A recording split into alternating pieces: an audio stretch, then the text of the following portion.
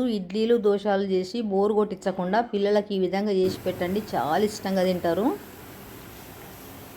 ఓం నమ శివాయ.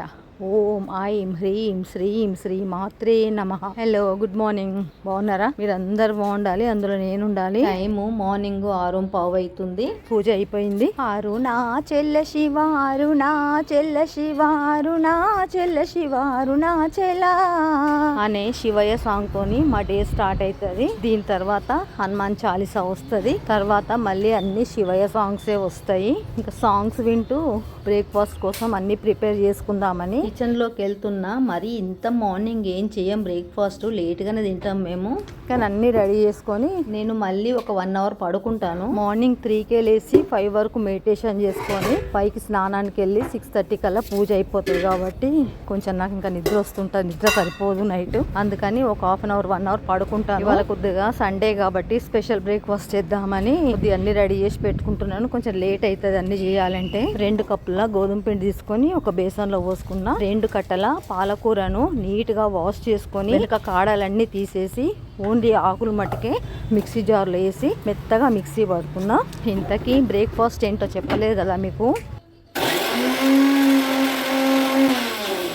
Palak puri egg curry నా స్టైల్లో. చూడండి, పట్టుకొచ్చిన నానబెట్టి పొట్టు తీసిన 3 ఉల్లిగడ్డలు కట్ చేసుకొని 2 పచ్చిమిరపకాయలు కట్ చేయాలి. ఒక రెబ్బ కరివేపాకు, గుప్పెడు కొత్తిమీర కట్ చేసి పెట్టాలి. స్టవ్ వెలిగించుకొని కడాయి పెట్టుకొని ఆయిల్ వేసుకొని ఆవాలు జీలకర్ర వేసి వేగిన తర్వాత పచ్చిమిరపకాయలు, ఉల్లిపాయలు, కరివేపాకు, పసుపు, మెంతిపిండి, సాల్ట్ వేసుకొని అన్ని కలుపుకోవాలి. మూత పెట్టి ఒక 2 నిమిషాలు వేగే లోపు తీసుకున్న గోధుమ పిండిలో రుబ్బి పెట్టుకున్న పాలకూర పేస్ట్ మొత్తం వేసి 1 టేబుల్ స్పూన్ నువ్వులు వేసి పూరీ పిండిలాగా గట్టిగా తడుపుకోవాలి.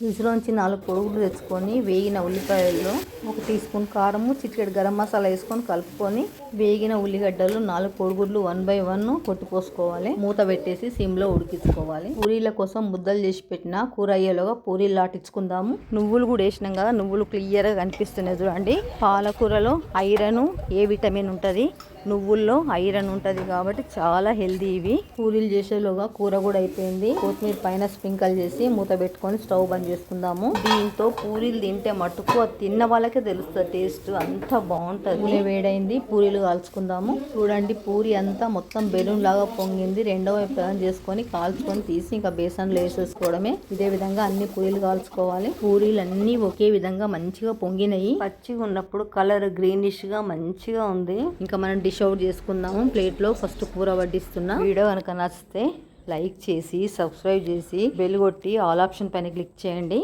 వీడియో మొత్తం చూసినందుకు